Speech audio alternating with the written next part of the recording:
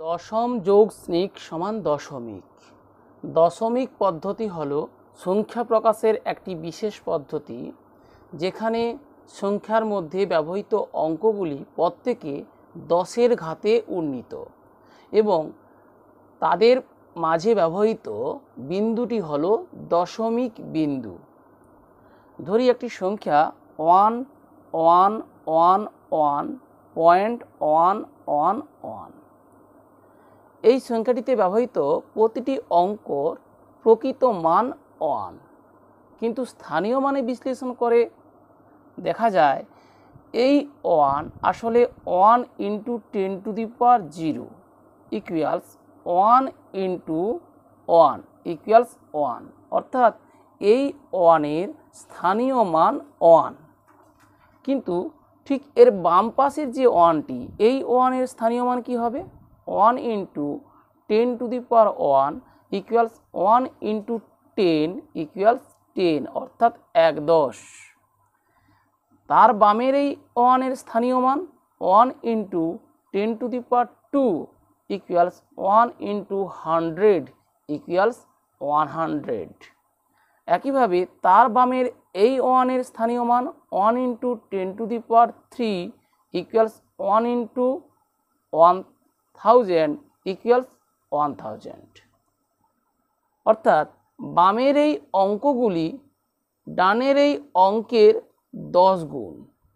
একইভাবে ডানের এই অঙ্কগুলি বামের অঙ্কের সমান 10/1 হাজারের সমান 10/1 100, 100-র সমান 10/1 10, 10-এর সমান 10/1 1, একইভাবে 1-এর সমান 10/1 দশমিক 1। দেখো এই 1-এর স্থানীয় মান 1 × 10⁻⁻1 ইকুয়ালস 1 × 1/10 ইকুয়ালস 1/10। তাহলে এটি এককের 10-এর অংশ অর্থাৎ দশাংশ।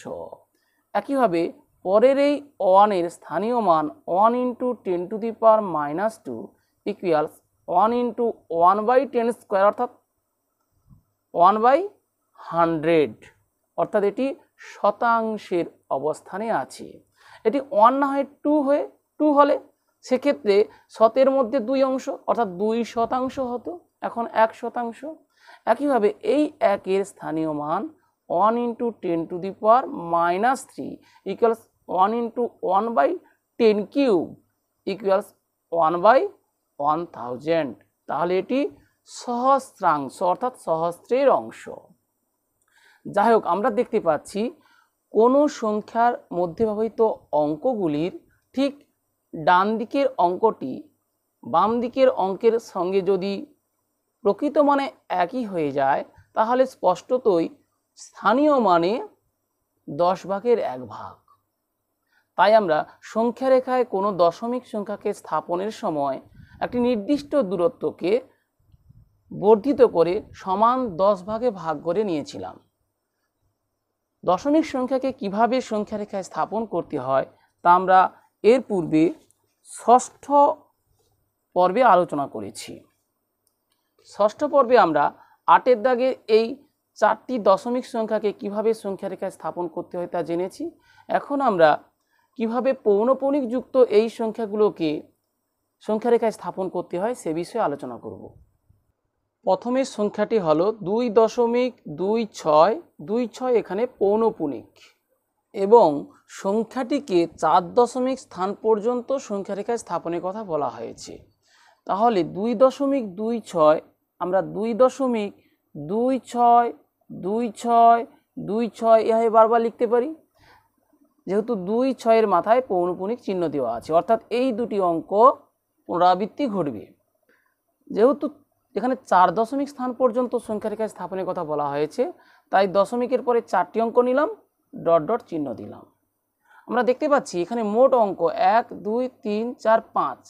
তাহলে আমরা ঠিক আগেরই নিয়মে প্রথমে 4টি সরল রেখাংশ নেব, যাদের প্রতিটির দৈর্ঘ্য হবে 10 সেমির বেশি, কারণ আমরা 1 সেমিকে 1 ধরে নেব, এবং সরল রেখা যেহেতু অঙ্কন করতে হবে তাই আমরা 10 সেমির বেশি নেব, অর্থাৎ সরল রেখাংশের উভয় দিকে তীর চিহ্ন দিতে হবে। প্রথমে সরলরেখার ওপর যে কোনো একটি বিন্দুতে ধরি 0 সংখ্যাটির অবস্থান। তাহলে 0 থেকে ঠিক 1 সেমি অন্তর আমরা অন্যান্য সংখ্যাগুলো স্থাপন করব। অর্থাৎ ধরি এই বিন্দুতে 1, একইভাবে 2, 3, 4, 5, 6, 7, -1, -2 সংখ্যাটি 2 দশমিক এদিকে অঙ্ক আছে, অর্থাৎ 2 এর বেশি, 2 দশমিক এখানে কয়েকটি অঙ্ক আছে, অর্থাৎ 2 এর বেশি, 2 এর পরের সংখ্যা 3, তাহলে 2 এর বেশি 3 এর কম, 2 এর পরের সংখ্যা বলতে এই সংখ্যা রেখায় যে সংখ্যাগুলো স্থাপন করেছি, অর্থাৎ 2 একটি স্বাভাবিক সংখ্যা, তারপরের স্বাভাবিক সংখ্যা 3, তাই 2 ও 3 এর মধ্যে সংখ্যাটির অবস্থান ধরে নিতে হবে। তাহলে এখানে একটা আতস কাঁচ বসালাম। আতস কাঁচ বিবর্ধক হিসাবে কাজ করবে। ধরি এই 2, 3 এই যে মাঝের সরলরেখাংশ তাকে বর্ধিত করে ঠিক 2 এর এই অবস্থান এই বিন্দুতে দেখালো, ঠিক 10 সেমি দূরে আমরা 3 এর অবস্থান ধরে নেব। তাহলে আমাদের সুবিধে হবে সমান 10 ভাগে ভাগ করতে, অর্থাৎ স্কেলের পাশেই আমরা সহজে বিন্দুগুলো স্থাপন করতে পারবো 1 সেমি অন্তর।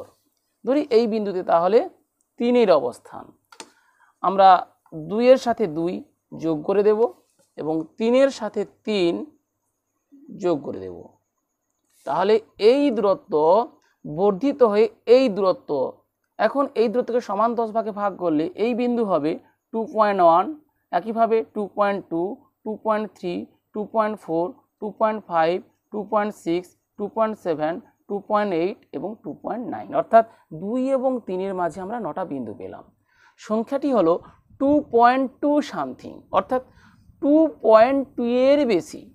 তাহলে 2.2 এর বেশি, এখানে পরের সংখ্যা 2.3, অর্থাৎ 2.2 থেকে 2.3 এই দুটি সংখ্যার মাঝে ওই সংখ্যাটির অবস্থান। তাই এই দুটি সংখ্যার মাঝের সরলরেখাংশকে আতস কাঁচে বর্ধিত করে দেখছি। 2.2 এর অবস্থান এই বিন্দুতে ধরে নিয়ে 2.3 এর অবস্থান কোথায় হবে ধরে নিই ঠিক 10 সেমি দূরে।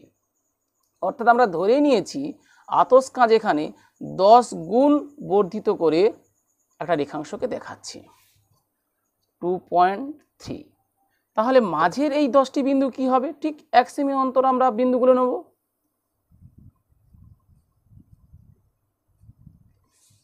এটা 2.20 ধরে নিই, তাহলে সুবিধে হবে। ঠিক পরেরটি হবে 2.21, 2.22, 2.23, 2.24, 2.25, 2.26, 2.27, 2.28, 2.29 সংখ্যাটি 2.26 এর বেশি, অর্থাৎ 2.26 থেকে 2.27 এই দুটি সংখ্যার মাঝে সংখ্যাটির অবস্থান।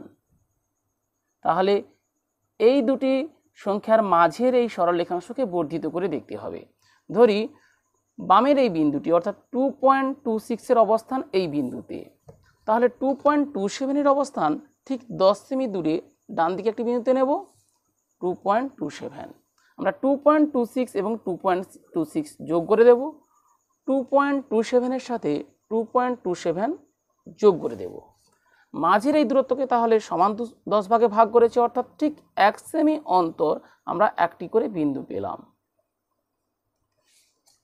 এই বিন্দুটি হবে 2.261, কারণ এটা ধরে নিই 260 ছিল, এবার 2.261, এটা তাহলে 2.262, 2.263, 2.264, 2.265, 2.266, 2.267, 2.268, 2.269 সংখ্যাটি 2.262 এর বেশি, অর্থাৎ 2.262 থেকে 2.263, অর্থাৎ পরপর এই দুটি সংখ্যার মাঝে অবস্থিত। তাই মাঝের এই সরল রেখাংশকে এবার বর্ধিত করে দেখতে হবে। ধরি বামের এই বিন্দুটি বামে 2.261 এই অবস্থানে, তাহলে ডানের এই বিন্দুটি অবস্থান হবে ঠিক 10 সেমি দূরে ধরে নেব এই বিন্দুতে, একইভাবে মাঝের এই দূরত্বকে সমান 10 ভাগে ভাগ করে নিতে হবে।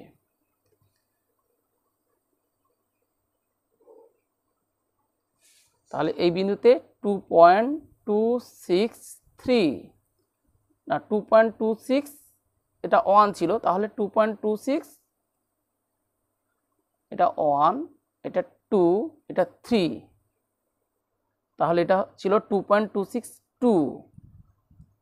যাই হোক, ধরি এটা 2.2620, তাহলে এটা হবে 2.2621, এটা হবে 2.2622, 2.2623, 2.2624, 2.2625, 2.2626, 2.2627, 2.2628, 2.2629। সংখ্যাটি 2.2626 অর্থাৎ এই বিন্দুতে, ধরি এই বিন্দুটি পি।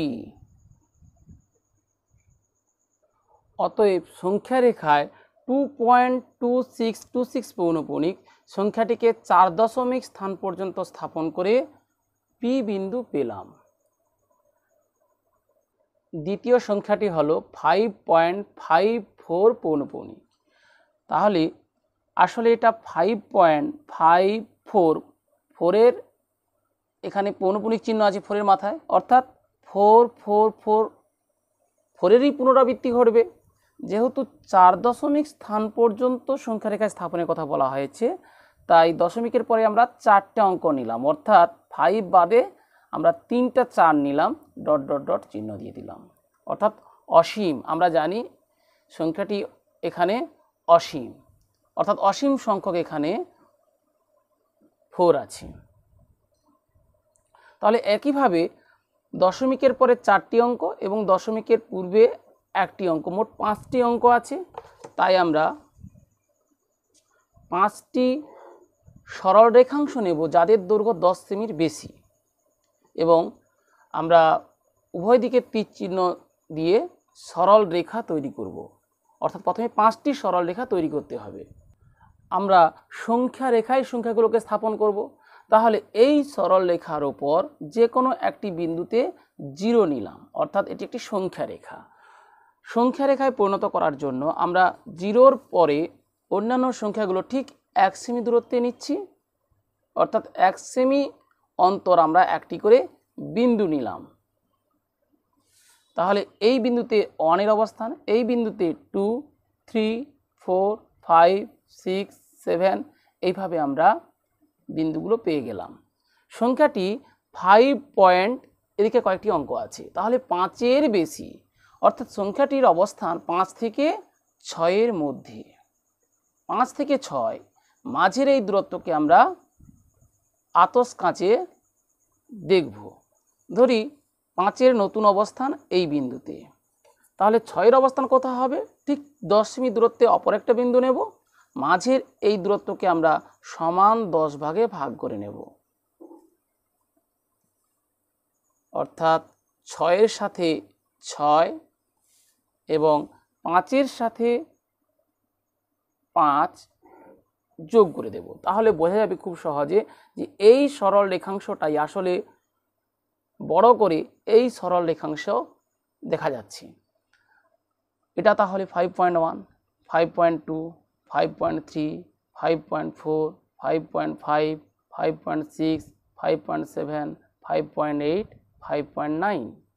সংখ্যাটি 5.5-এর চেয়ে বেশি, অর্থাৎ 5.5 থেকে 5.6 এই দুটি সংখ্যার মাঝে সংখ্যাটির অবস্থান।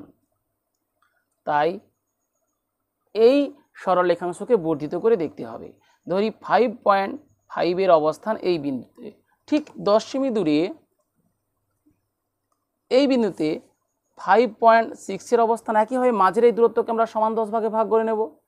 সংখ্যাটি 5.54-এর চেয়ে বেশি, অর্থাৎ সংখ্যাটির অবস্থান হবে 5.54 থেকে 5.55-এর মধ্যে, অর্থাৎ এই সরল রেখাংশকে এবার বর্ধিত করে দেখতে হবে।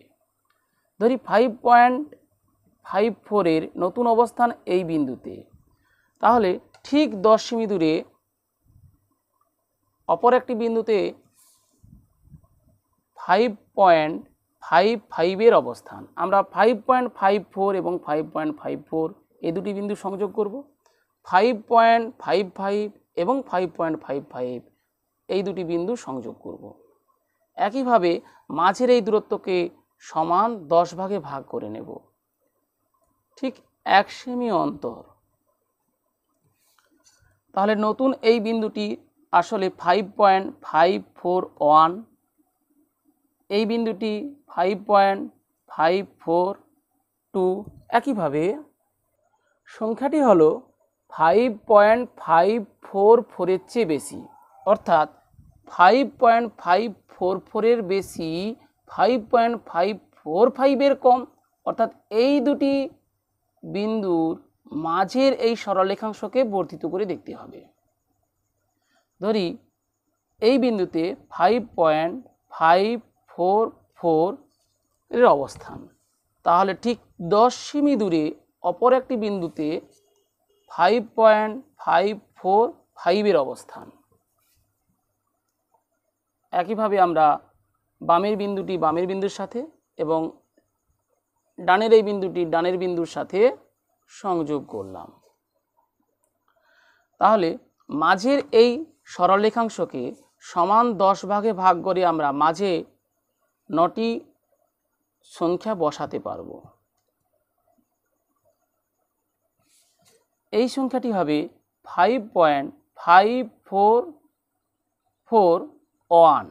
ধরে নিই এখানে 0 ছিল, এবার 1 হলো, তাহলে এই বিন্দুতে হবে 5.5442, এই বিন্দুতে হবে 5.5443, আর এই বিন্দুতে হবে 5.5444, এই বিন্দুতে হবে 5.5445।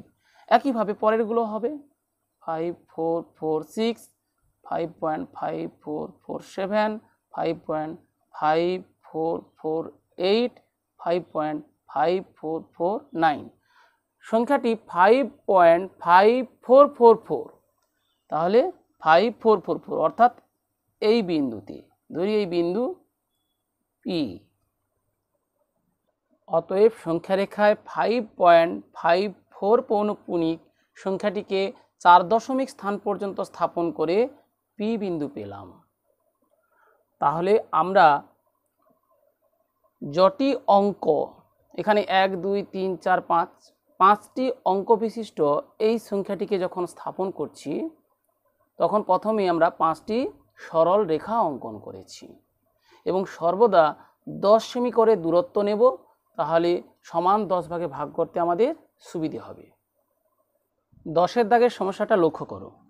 0.232332 ... দেওয়া আছে, 0.2121 ... দেওয়া আছে। সংখ্যা দুটির মধ্যে দুটি মূলদ সংখ্যা লিখি। এই সমস্যার সমাধানের ক্ষেত্রে আমরা প্রথমে 0.2323 ... বেশি লেখার প্রয়োজন নেই, এতটা লিখলাম। ঠিক এটার ক্ষেত্রে 0.2121 এই পর্যন্ত লিখলেই হবে। দেখো, দশমিকের পর প্রথম অঙ্ক অর্থাৎ দশাংশের ঘরে উভয়ের ক্ষেত্রে 2 আছে, শতাংশের ঘরে প্রথমটির ক্ষেত্রে 3 আছে, দ্বিতীয়টির ক্ষেত্রে 1 আছে। তাহলে পরের এই অঙ্কগুলোর দিকে না তাকালেও পরিষ্কার বোঝা যাচ্ছে এটি হলো তুলনামূলক বড় সংখ্যা। ধরি এই দশমিক নাই, তাহলে এটি যদি 23 হয় আর এটি হবে 21, সেক্ষেত্রে মাঝের একটি সংখ্যা 22 পেয়ে যাচ্ছি। তাহলে 0.23 সামথিং ... আর 0.21 ... এর মাঝে অবশ্যই একটি সংখ্যা হলো 0.22 ...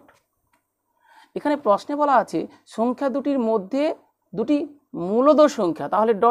না দিয়ে আমরা কি করব, 0.22 একটি মূলদ সংখ্যা নেব, খুব সহজে হয়ে যাচ্ছে। একটা বিষয় দেখো, এখানে আছে 0.23 সামথিং, অর্থাৎ 0.23 চেয়ে বেশি।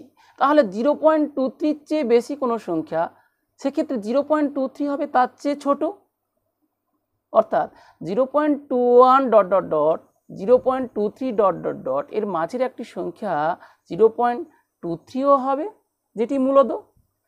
তাহলে 21 আর 23 এরূপ ধারণা করে আমরা খুব সহজে মাঝের সংখ্যাটি 22 পেয়ে গেলাম, অর্থাৎ 0.21 0.23 মাঝে আমরা পেয়ে গেলাম 0.22। যেহেতু সংখ্যাটি 0.2323 ডট ডট ডট, তাহলে 0.23 চেয়ে আসলে বড়, তাই আমরা তার আগে একটি ছোট সংখ্যা 0.23 খুব সহজে পেতে পারি। অর্থাৎ 0.233233332 ডট ডট ডট ডট এবং 0.212111121111 ডট ডট ডট সংখ্যা দুটির মধ্যে দুটি মূলত সংখ্যা হলো 0.22 এবং 0.23।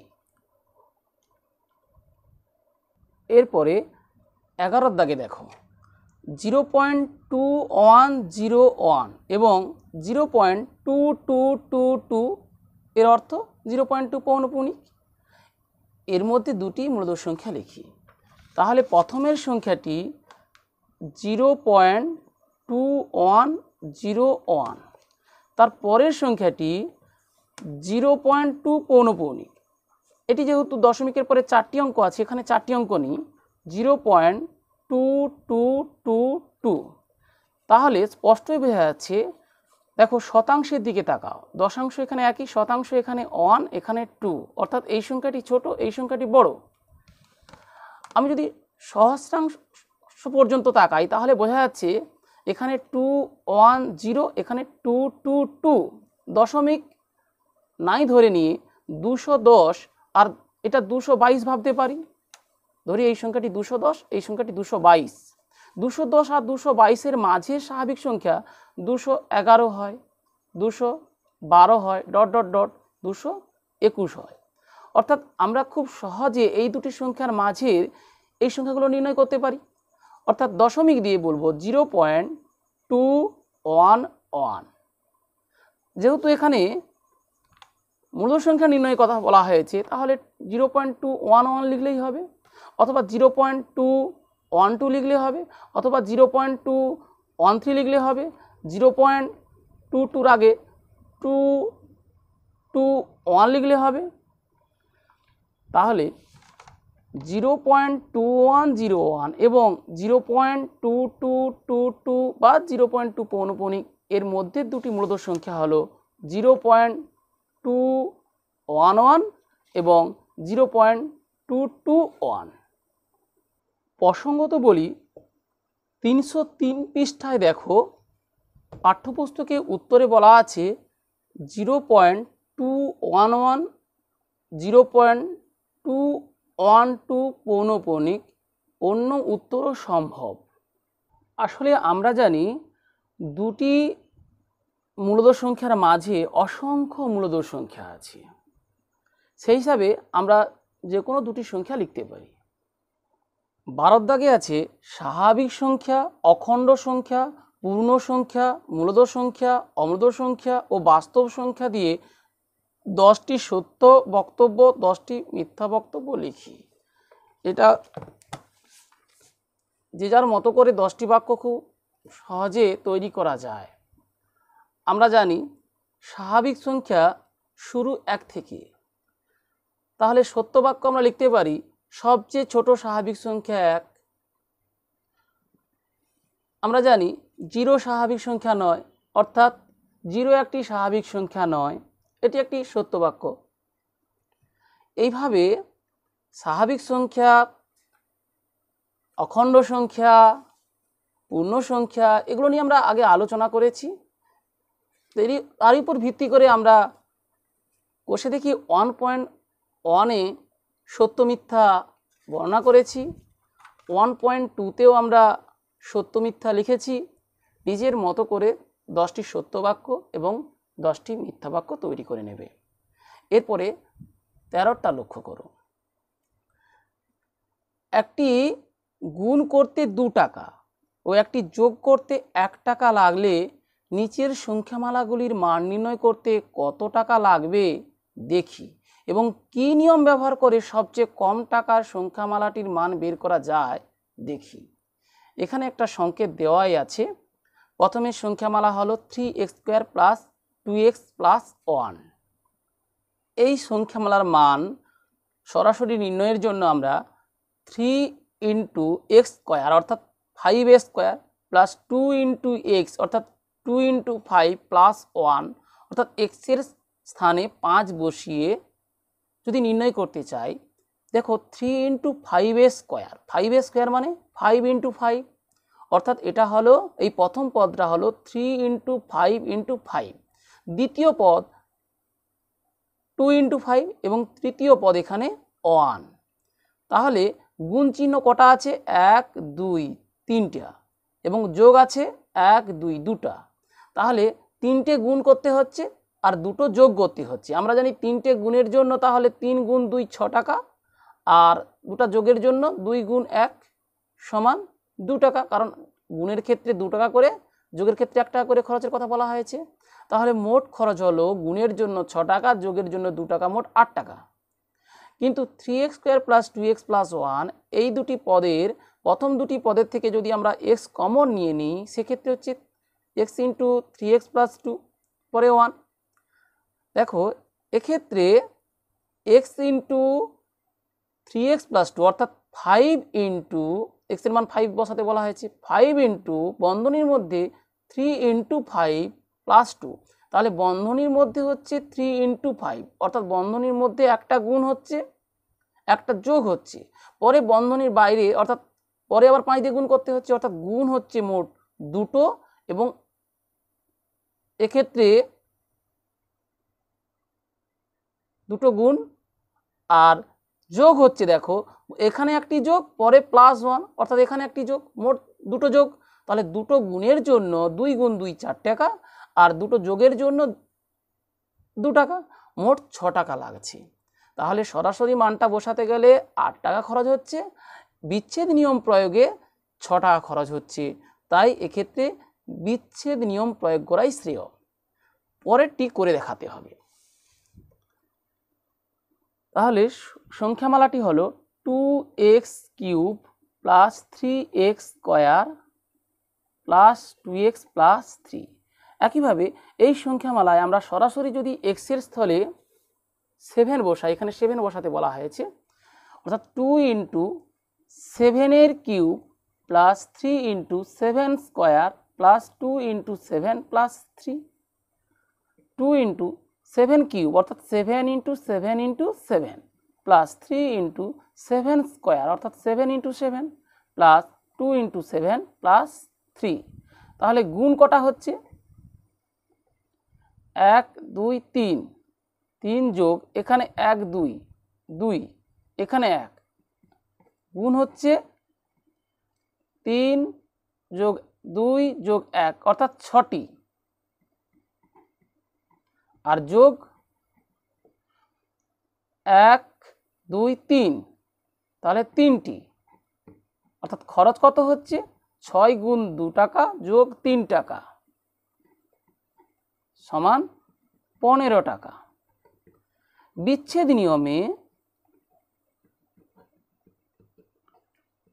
নিয়মে কি হয় এবার দেখি।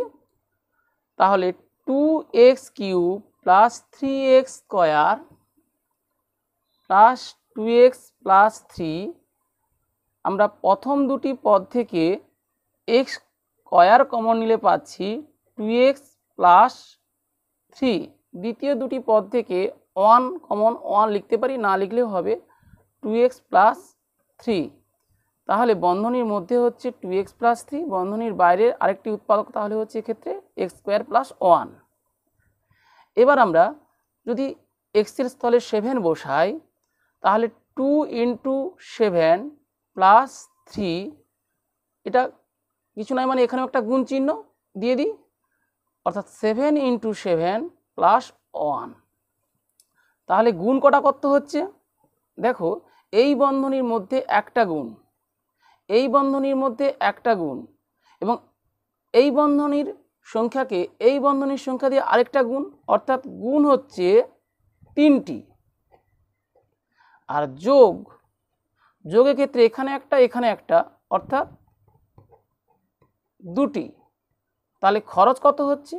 খরচ হচ্ছে 3 × 2, অর্থাৎ গুণের জন্য 6 টাকা, যোগের জন্য 2 টাকা, মোট 8 টাকা। তাহলে এক্ষেত্রেও বিচ্ছেদ নিয়মই শ্রেষ্ঠ। এখানে বলা হয়েছে কোন নিয়ম ব্যবহার করে সবচেয়ে কম টাকায় সংখ্যামালাটির মান বের করা যাবে। তাহলে এক্ষেত্রেও আমরা লিখব বিচ্ছেদ নিয়ম প্রয়োগ করে সংখ্যামালাটির মান কম খরচে বের করা যাবে। আশা করি তোমরা 9, 10, 11, 12 এবং 13 দাগের সমস্যাগুলির সমাধান কৌশল বুঝতে পারলে। ভিডিওটি ভালো লাগলে লাইক করো এবং বন্ধুদের এরূপ ভিডিও দেখার সুযোগ করে দিতে শেয়ার করো। ধন্যবাদ।